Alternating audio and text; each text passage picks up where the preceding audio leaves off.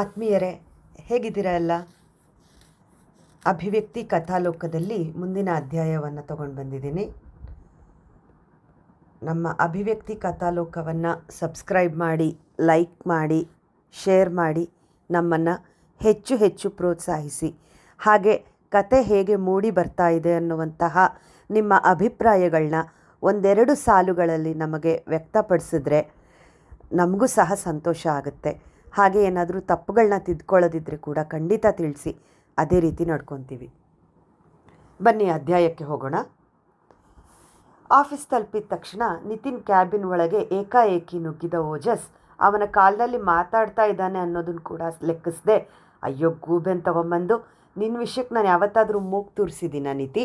ನನ್ನ ಅಪ್ಪನ ಹತ್ರ ಅದೇನು ಫಿಟ್ಟಿಂಗ್ ಇಟ್ಟಿದೆಯೋ, ನೆನ್ನೆ ಬಂದಾಗಿಂದ ಊರಿಗೆ ವಾಪಸ್ ಬಂದುಬಿಡು, ಇಲ್ಲಿ ಒಬ್ಬನೇ ಇರೋದೇನು ಬೇಡ ಅಂತ ಒಂದೇ ಸಮ ಬಲವಂತ ಮಾಡ್ತಾ ಇದ್ದಾರೆ. ಇನ್ನು ಆ ಕ್ಯೂಟಿ ನನಗೆ ಅವಳಿಗೆ ಸರಿಯಾಗಿ ಪರಿಚಯನೇ ಆಗಿಲ್ಲ, ಆದರೂ ನನ್ನನ್ನು ಅದೆಷ್ಟು ಹೇಟ್ ಮಾಡ್ತಾಳೆ ಗೊತ್ತೇನೋ. ಅವಳು ಗಾಡಿ ಪಂಚರ್ ಆಗಿದ್ರೆ ಅದ್ರ ಬ್ಲೇಮ್ ಕೂಡ ನನ್ನ ಮೇಲೆ ಹಾಕ್ತಾಳೆ.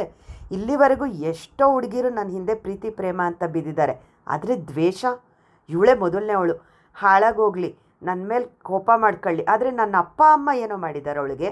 ಅದರಲ್ಲೂ ನಮ್ಮಮ್ಮ ಏನೋ ಪಾಪ ಚಿಂಟು ಕಂದ ಅಂತ ಪ್ರೀತಿಯಿಂದ ಮಾತಾಡಿಸಿ ಸಿಹಿ ಕೊಟ್ಟಿದ್ದಾರೆ, ಅದು ತಪ್ಪು ಅಂತ ಆ ಚಿಕ್ಕ ಮಗು ಮನಸ್ಸಲ್ಲಿ ತುಂಬಿದ್ದಾಳೆ. ನೋಡ್ತಾ ಇರು, ಇವತ್ತಿಂದ ನಾನು ಅವಳ ಮನೆ ಕಡೆ ತಿರ್ಗೂ ನೋಡಲ್ಲ ಅಂತ ಹೇಳಿ ಟೇಬಲ್ ಮೇಲಿದ್ದ ಬಾಟಲ್ನಿಂದ ಘಟಘಟನೆ ನೀರು ಕುಡ್ದ. ದೀರ್ಘ ಉಸಿರನ್ನು ತೆಗೆದುಕೊಂಡು ನಿತಿನ್ ಎದುರಿಗೆ ದೊಪ್ಪ ಅಂತ ಕೂತ್ಕೊಂಡ. ಓಜಸ್ ನಡ್ಕೊಂಡು ರೀತಿಗೆ ನಗ್ತಾ, ಬುಲೆಟ್ ಟ್ರೈಲ್ಗಿಂತ ವೇಗವಾಗಿ ಬ್ರೇಕ್ ಇಲ್ಲದೆ ಮಾತಾಡ್ತೀಯಲ್ಲೋ ಮಾರಾಯ, ಈಗೇನು ನಿನ್ನ ಕೋಪ ಇರೋದು ನನ್ನ ಮೇಲ, ನಿನ್ನ ಅಪ್ಪನ ಮೇಲ, ಇಲ್ಲ ಈಗ ಹೇಳ್ದಲ್ಲ ಅದ್ಯಾರೋ ಹುಡುಗಿ ಮೇಲ ಅಂತ ಕೇಳಿದ್ರೆ ಮುಖ ಗಂಟು ಮಾಡಿಕೊಂಡು ತನ್ನ ಸ್ನೇಹಿತನನ್ನು ಗುರಾಯಿಸಿ ನೋಡಿದವನು, ನಿಮ್ಮೆಲ್ಲರ ಮೇಲೇನು ಅಂತ ಹೇಳಿ ಜೇಬಿಂದ ಸಿಗರೇಟ್ ತೆಗೆದು ಬಾಯಿಗಿಡ್ತಾ ಇದ್ದಂತೆ ತನ್ನ ಕುರ್ಚಿಯಲ್ಲಿ ಕುಳಿತಿದ್ದವನು ಬಾಗಿ ಸ್ನೇಹಿತನ ಬಾಯಲ್ಲಿದ್ದ ಸಿಗರೇಟನ್ನು ತೆಗೆದು ಡಸ್ಟ್ಬಿನ್ಗೆಸ್ದ. ಅಯ್ಯೋ ಪಾಪಿ, ಯಾವ ಜನ್ಮದ ದ್ವೇಷಕ್ಕೋ ಹೀಗೆ ಹೆಜ್ಜೆ ಹೆಜ್ಜೆಗೂ ನನಗೆ ಕಾಟ ಕೊಡ್ತಾ ಇದೆಯಾ ಅಂತ ರೇಗಿ ಮತ್ತೊಂದು ಸಿಗರೇಟ್ ತೆಗೆದು ತುಟಿಗಳ ಮಧ್ಯೆ ಇಡಬೇಕು. ಇನ್ಮೇಲೆ ಸಿಗರೇಟ್ ಸೇದಲ್ಲ ಅಂತ ನನಗೆ ಆಣೆ ಮಾಡಿದ್ಯಲ್ಲ ಓಜು, ಪ್ರಾಮಿಸ್ ಮಾಡಿ ಇನ್ನೂ ಒಂದು ವಾರ ಕೂಡ ಆಗಿಲ್ಲ, ಆಗಲೇ ಮರ್ತ್ಬಿಟ್ಯಾ ಅಂತ ಕೇಳಿದ್ರೆ ತಲೆ ಆಡಿಸಿ ಇಲ್ಲ ಅಂದವನು ಸಿಗರೇಟ್ ಪ್ಯಾಕೆಟ್ನ ಮತ್ತೆ ಜೇಬ್ಗಳಿಸ್ಕೊಂಡ. ಓಜು, ನೀನು ನನ್ನ ಸ್ನೇಹಿತ ಅನ್ನೋ ಸಲಿಗೆಯಲ್ಲಿ ಒಂದು ಮಾತು ಹೇಳ್ತೀನಿ. ನಿನ್ನ ಲೈಫಲ್ಲಿ ಕಷ್ಟ, ಬೇಸರ, ಜವಾಬ್ದಾರಿ ಯಾವುದನ್ನು ಕಂಡವನಲ್ಲ. ನಿನ್ನ ಅಪ್ಪ ಅಮ್ಮ ನಿನಗೆ ಸಣ್ಣ ನೋವು ಆಗದೆ ಇರೋ ಹಾಗೆ ಪ್ರೀತಿಯಿಂದ ಸಾಕು ಬೆಳೆಸಿದ್ದಾರೆ. ಈಗ ಅವ್ರಿಗೂ ವಯಸ್ಸಾಯಿತು, ಜೊತೆಯಾಗಿ ಉಳಿದು ಅವ್ರ ಸೇವೆ ಮಾಡೋ ಕರ್ತವ್ಯ ನಿಂದು ಕಣೋ. ಊರಿಗೆ ಹೋಗೋಕ್ಕೆ ನಿನಗಿಷ್ಟ ಇಲ್ವಾ? ಸರಿ, ಬೇಡ, ಅವ್ರನ್ನೇ ಇಲ್ಲಿ ಕರೆಸ್ಕೋ. ಈಗ ನೀನಿರೋ ಮನೆಯಲ್ಲಿ ಹೇಗಿದ್ದರೂ 2 ಬೆಡ್ರೂಮ್ ಇದೆ, ಸ್ವಲ್ಪ ದಿನ ಆದರೂ ಆಂಟಿ ಅಂಕಲ್ ಇಲ್ಲೇ ಇರಲಿ ಅಂತ ಹೇಳ್ದ.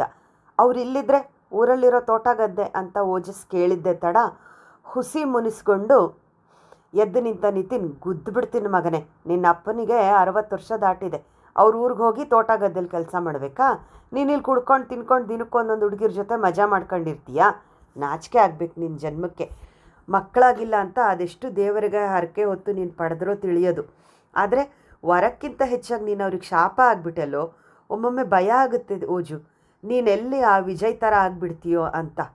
ಬೇಸರದ ಮುಖ ಮಾಡಿ ಹೇಳಿದವನ ಕಣ್ಣಾಲಿಗಳು ತುಂಬಿತ್ತು.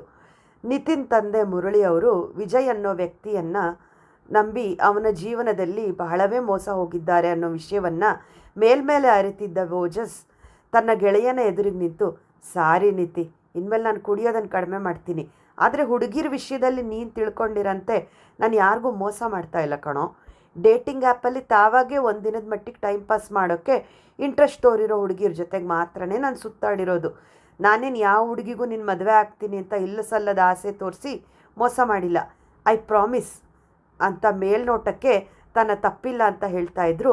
ನಿತಿನ್ ಅತೀ ಹೆಚ್ಚು ದ್ವೇಷಿಸೋ ವಿಜಯ್ ಥರ ತಾನು ಆಗ್ತಾ ಇದ್ದೀನ ಅನ್ನೋ ಯೋಚನೆಗೆ ಬಿದ್ದರೂ ಮರುಕ್ಷಣನೇ ತಾನೇನು ಯಾವುದೇ ಹೆಣ್ಣಿಗೆ ಸುಳ್ಳು ಭರವಸೆ ಕೊಟ್ಟು ಮೋಸ ಮಾಡ್ತಾ ಇಲ್ಲ ಅಲ್ವಾ ಅಂತ ಸಮಾಧಾನ ತಂದ್ಕೊಳ್ತಾನೆ ಓಜಸ್. ಆದರೆ ಇವನು ಹೆಣ್ಣು ಮಕ್ಕಳ ಬಗ್ಗೆ ಹಗುರವಾಗಿ ಮಾತಾಡಿದ್ದಕ್ಕೆ ಆರುಷಿ ಕಪಾಳಕ್ಕೆ ಹೊಡೆದಿದ್ದನ್ನು ನೆನಪಿಸ್ಕೊಂಡು ತನ್ನ ಕೆನ್ನೆ ಮೇಲಿರೋ ಪುರುಚಿಗಡ್ಡವನ್ನು ಸವರ್ಕೊಳ್ತಾ ರೆಬಲ್ ಅಂತ ಮೆಲ್ಲಗೆ ಹೇಳ್ಕೊಂಡ ನಸುನಗ್ತಾ. ಇದ್ದಕ್ಕಿದ್ದ ಹಾಗೆ ಗೆಳೆಯನ ಮುಖದ ಮೇಲೆ ನಗು ಮೂಡಿದ್ದು ಯಾಕೆ ಅಂತ ಕೇಳಬೇಕು ಅನ್ನೋಷ್ಟರಲ್ಲಿ ನಿತಿನ್ ಮೊಬೈಲ್ ಸದ್ದು ಮಾಡ್ತು. ಆಗಲೇ ಗೂಳಿ ಥರ ತನ್ನ ಕ್ಯಾಬಿನ್ ಒಳಗೆ ಓಜಸ್ ನುಗ್ಗಿದ ರೀತಿಗೆ ಗೌತಮಿ ಜೊತೆ ಮಾತಾಡ್ತಾ ಇದ್ದವನು ಅವಳಿಗೊಂದು ಮಾತು ತಿಳಿಸ್ದೆ ಕರೆ ಕಟ್ ಮಾಡಿದ್ದ. ಈಗ ಅವಳೇ ಮತ್ತೆ ಕಾಲ್ ಮಾಡ್ತಾ ಇರೋದಕ್ಕೆ ಭಯದಲ್ಲಿ ನುಂಗಿ, ಮೊದಲೇ ಈ ಹುಡುಗಿಗೆ ಮೂಗಿನ ಕುದುದಿಲ್ ಕೋಪ, ಇನ್ನೂ ನಾನೀಗ ಕಾಲ್ ಕಟ್ ಮಾಡಿ ಅವಳಿಗೆ ಬೇಸರ ಮಾಡಿದ್ದೀನಿ ಅಂತ ಅದೆಷ್ಟು ಜೋರು ಮಾಡ್ತಾಳೋ ಏನೋ. ಥೂ, ಈ ನನ್ನ ಮಗನಿಂದ ಇನ್ನೂ ಏನೇನು ಅನುಭವಿಸ್ಬೇಕು ಅಂತ ಗೊಣಕ್ಕೊಂಡು ಕ್ಯಾಬಿನ್ ಹೊರಗೆ ನಡೆದ. ಓಜಸ್ ಆರುಷಿಯನ್ನು ಕರೆತಂದು ಮಲಗಿಸಿ ಆಗಲೇ ಅರ್ಧ ಗಂಟೆ ಮೇಲಾಗಿತ್ತು. ರೀ, ಇವಳನ್ನ ಹೀಗೆ ನೋಡ್ತಾ ಇದ್ರೆ ಭಯ ಆಗ್ತಿದೆ, ಡಾಕ್ಟ್ರಿಗೆ ಫೋನ್ ಮಾಡಿರಿ ಅಂತ ಜಲಜಾ ಅವ್ರ ಮಾತಿಗೆ ಸರಿ ಅಂದು ಕುಮಾರ್ ಅವರು ಇನ್ನೇನು ಈ ಹಿಂದೆ ಇವಳನ್ನು ಟ್ರೀಟ್ ಮಾಡಿದ ಡಾಕ್ಟರ್ಗೆ ಕರೆ ಮಾಡಬೇಕಿತ್ತು ಅಷ್ಟರಲ್ಲಿ ಕೊಸರಾಡುತ್ತಾ ಎಚ್ಚರಗೊಂಡ್ಲು ನಮ್ಮ ಆರುಷಿ. ಎದ್ದು ಕೂತು ತಲೆನೋವಿಗೆ ಎರಡೂ ಕೈಯಲ್ಲಿ ಹಣೆಯನ್ನು ಹಿಡ್ಕೊಂಡು ಕೂತ್ಲು. ಕಂದ, ಈಗ ಹೇಗಿದ್ದೀಯಮ್ಮ ಅಂತ ಅಪ್ಪನ ಮಾತಿಗೆ ಪೇವಲ ನಗು ಸೂಸಿ, ನನಗೇನೂ ಆಗಿಲ್ಲ ಅಪ್ಪ, ಸ್ವಲ್ಪ ತಲೆನೋವಷ್ಟೇ. ಆ ಎದುರು ಮನೇಲಿದ್ದಾನಲ್ಲ, ಅವನ ಮಾತು ಕೇಳಿ ಒಂದು ಕ್ಷಣ ಆ ಶಾಶ್ವತ ನೆನಪಾದ. ಆ ನೆನಪುಗಳು ನನ್ನನ್ನು ಹೇಗೆ ಕಾಡಿಸುತ್ತೆ ಅನ್ನೋದು ನಿಮಗೂ ಗೊತ್ತಿದೆ ಅಲ್ವಾ, ಇವನು ಕೂಡ ಅವನು ಹಾಗೆ ಅಂತ ಮಗಳ ಮಾತನ್ನು ಕೇಳಿ ಜಲಜಾ ಅವರು ಕೋಪದಲ್ಲಿ, ಎದುರು ಮನೇಲಿರೋ ಹುಡುಗನ ನೋಡಿದ ಮೊದಲನೇ ದಿನವೇ ನನಗೆ ಹಾಗನ್ಸಿತ್ತು, ಆ ದರಿದ್ರದವನ ಹಾಗೆ ಇವನು ಮನೆ ಹಾಳ ಅಂತ. ಈಗೇನು ಪೊಲೀಸಿಗೆ ಫೋನ್ ಮಾಡಿ ಇವನ ವಿಷಯ ಹೇಳೋದ ಅಂತ ಹೇಳಿದ್ರೆ ಮಡದಿ ಮಾತಿಗೆ ಕೋಪಗೊಂಡ ಕುಮಾರ್ ಅವರು, ಪ್ರತ್ಯಕ್ಷವಾಗಿ ಕಂಡ್ರು ಪ್ರಮಾಣಿಸಿ ನೋಡಬೇಕು ಅಂತಾರೆ.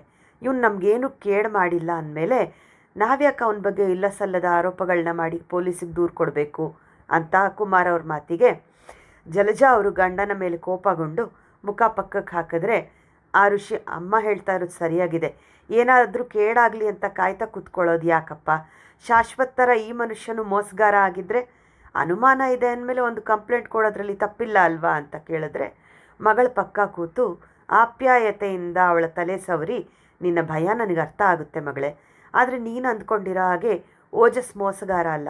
ನೋಡು ಈ ವಿಸಿಟಿಂಗ್ ಕಾರ್ಡ್, ಅವನು ಈಗ ಸುಮಾರು 1.5 ವರ್ಷದಿಂದ ತನ್ನದೇ ಒಂದು ಸ್ವಂತ ಕಂಪನಿಯನ್ನು ನಡೆಸ್ತಾ ಇದ್ದಾನೆ. ನಿನ್ನ ಹಾಗೆ ಅವನು ಕಷ್ಟಪಟ್ಟು ಕೆಲಸ ಮಾಡ್ತಾನೆ ಮಗಳೇ, ಆದರೆ ಕುಡಿತದ ಗೀಳಿಂದ ಹೀಗೆ ಅಕ್ಕಪಕ್ಕದವ್ರ ಬಳಿ ಹೆಸರು ಕೆಡಿಸ್ಕೊಳ್ತಾ ಇದ್ದಾನೆ. ಅದೇ ಅವನ ಅಪ್ಪನಿಗೂ ಸಹ ಕೊರಗತ್ತಿರೋದು. ಅವನ ಸ್ವಂತ ಊರು ಅರಸೀಕೆರೆ.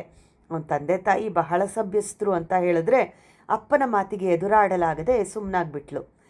ಅದಕ್ಕೆ ವಿಪರೀತ ತಲೆನೋವು ಬಾಧಿಸ್ತಾ ಇರೋದಕ್ಕೆ, ಅಮ್ಮ, ನನ್ನ ಮಂಚದ ಪಕ್ಕ ಟೇಬಲ್ನಲ್ಲಿ ತಲೆನೋವು ಮಾತ್ರೆ ಇದೆ, ಸ್ವಲ್ಪ ತಂದುಕೊಡ್ತೀಯಾ ಅಂತ ಕೇಳಿದ್ಲು.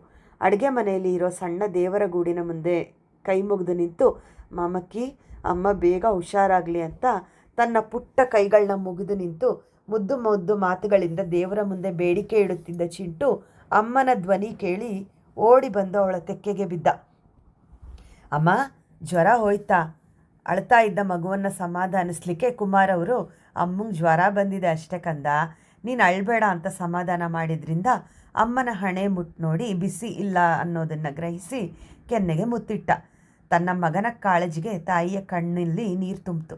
ನನಗೇನು ಆಗಿಲ್ಲ ಚಿಂಟು ಅಂತ ಹೇಳಿ ಅವನ ಹಣೆಗೆ ಮುತ್ತಿಟ್ಟು ಸ್ಕೂಲ್ಗೆ ಹೋಗಲಿಲ್ವಾ ಅಂತ ಮಗನಿಗೆ ಕೇಳುವಾಗ ತನ್ನ ಕೆಲಸದ ನೆನಪಾಗಿ, ಓಹ್ ಶಿಟ್, ನನಗೆ ಮುಖ್ಯವಾದ ಕೆಲಸ ಇತ್ತು, ಅದಕ್ಕಾಗೇ ಬೇಗ ಹೊರಟಿದ್ದು ಅಂತ ಗಡಿಯಾರ ನೋಡಿ ಆಗಲೇ 9 ಗಂಟೆ ದಾಟಿದ್ರಿಂದ ಮಗನನ್ನು ತನ್ನ ಮಡಲಿಂದ ಇಳಿಸಿ, ಇವತ್ತು ನನ್ನ ದಿನಾನೇ ಸರಿಯಿಲ್ಲ, ಎಲ್ಲ ಆಗಿದ್ದು ನನ್ನ ಸ್ಕೂಟಿ ಟೈರ್ ಪಂಚರ್ ಆಗಿದ್ರಿಂದಲೇ ಅಂತ ಗೊಣಗ್ತಾ ಎದ್ದು ಬಚ್ಚಲು ಮನೆಗೆ ಹೋಗಿ ಫ್ರೆಶ್ ಆಗಿ ಬಂದವಳು ಅಮ್ಮ ಕೊಟ್ಟ ಮಾತ್ರೆನ ತಾನು ಖಾಲಿ ಹೊಟ್ಟೆಲಿ ಇದ್ದೀನಿ ಅನ್ನೋದನ್ನು ಮರೆತು ನುಂಗಿ ತಲೆ ಕೂದಲು ಸರಿ ಮಾಡಿಕೊಂಡು ತನ್ನ ಬಾಸಿಗೆ ಫೋನ್ ಮಾಡಿ ಗಾಡಿ ಕೆಟ್ಟು ಹೋಗಿರೋ ಕಾರಣ ಬರೋಕ್ಕೆ ಸ್ವಲ್ಪ ತಡ ಆಗುತ್ತೆ ಅಂತ ಕ್ಷಮೆ ಕೇಳಿ ಮಗನ ಕೆನ್ನೆಗೆ ಮುತ್ತಿಟ್ಟು, ಅಜ್ಜಿ ತಾತಂಗೆ ತೊಂದರೆ ಕೊಡಬೇಡ, ಗುಡ್ ಬಾಯ್ ಥರ ಇರಬೇಕು ಅಂತ ಹೇಳಿ ಅವಸರವಾಗಿ ಮನೆಯಿಂದ ಹೊರಟ್ಲು.